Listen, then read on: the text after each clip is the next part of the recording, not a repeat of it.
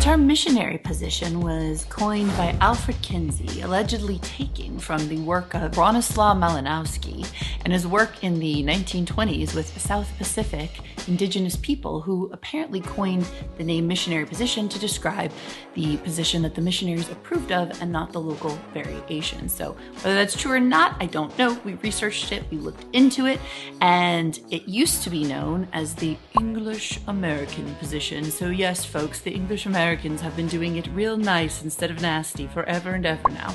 So let's say that we stop letting sex-negative people and dudes from the 1920s, 30s, 40s, 50s, and 60s name sex positions, because as a recovering Catholic, it's kind of weird to do it in missionary position, especially when missionary position is actually one of the most intimate positions. And instead of emphasizing the fact that the man is on top, or the person with a dildo, as you like it, it should really emphasize the depth of intimacy, the option for full connection. And so we asked you on Instagram to give us some new names for missionary position. And so we're going to ask you to go ahead and vote now on your favorite new name for missionary position so that we can have a whole new way to identify the sexual experience that doesn't make us think about Christian proselytizing in South Pacific indigenous tribes, which breaks my heart, but instead makes us understand and connect with the heart of the position, which is really soulful and deep and intimate.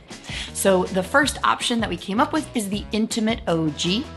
The soul gaze is another option. Heart to heart, the classic, and of course, sexy McSex face. So go ahead and vote, and we will announce the winner both here on the YouTube channel and on Instagram so we can rename this classic position. And if you want more ways to mix up all kinds of sexual experiences, then you can go ahead and check out my Epic Lovers digital guide down below. It walks you through how to experience the 6 different types of sex: sensational sex, electric sex, tantric sex, wild sex, kinky sex, and enlightened sex. You can get that totally for free by clicking on the link down below. Also, go ahead and subscribe to the YouTube channel so you don't miss any of these videos.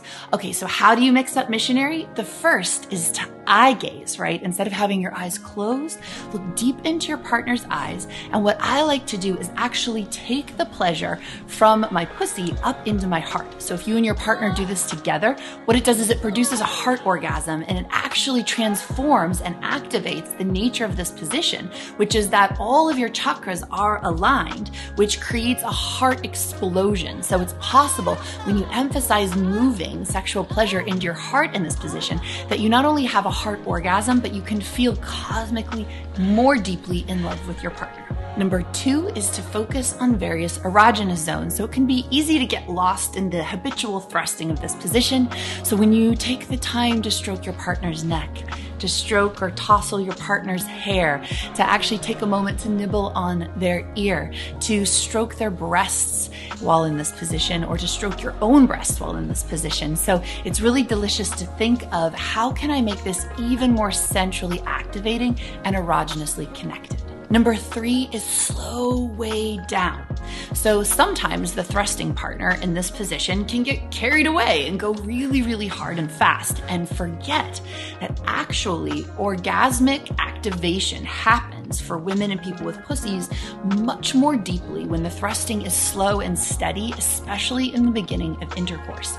So really think, go 4 times as slow as you normally would, or invite your partner to go 4 times as slow as they normally would, and see what happens. It can really deepen the deliciousness of this position and the orgasmic capacity. Number 4 is to squeeze your legs together, or try and change the positioning of your legs. So this can open and activate your entire pelvic region and produce vastly different sensations.